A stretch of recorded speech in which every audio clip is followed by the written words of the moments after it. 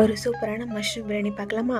First குக்கரில் 1 spoon நெய், 2 spoon oil சேர்த்துட்டு எடுத்து வச்சுக்க ஸ்பைசஸ் எல்லாமே அது கூட ஆட் பண்ணிக்கலாம். 2 பச்சை மிளகாவை அது கூட ஆட் பண்ணிவிட்டு நான் 2 பெரிய சைஸ் வெங்காயம் எடுத்து வச்சுருக்கேன், அதுவும் அது கூட ஆட் பண்ணிக்கலாம். நல்லா கோல்டன் ப்ரௌன் ஆனதுக்கப்புறமேட்டு 2 ஸ்பூன் இஞ்சி பூண்டு பேஸ்ட்டு அது கூட ஆட் பண்ணிக்கலாம்.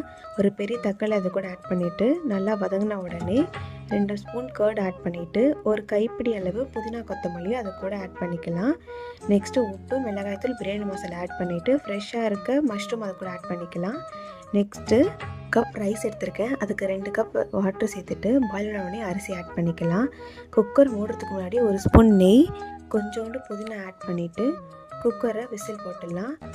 நான் ஆல்ரெடி அரிசி ஒரு 1/4 மணி நேரம் ஊற வச்சுட்டேன், அதனால் ஒரு விசில் வந்தால் போதும்.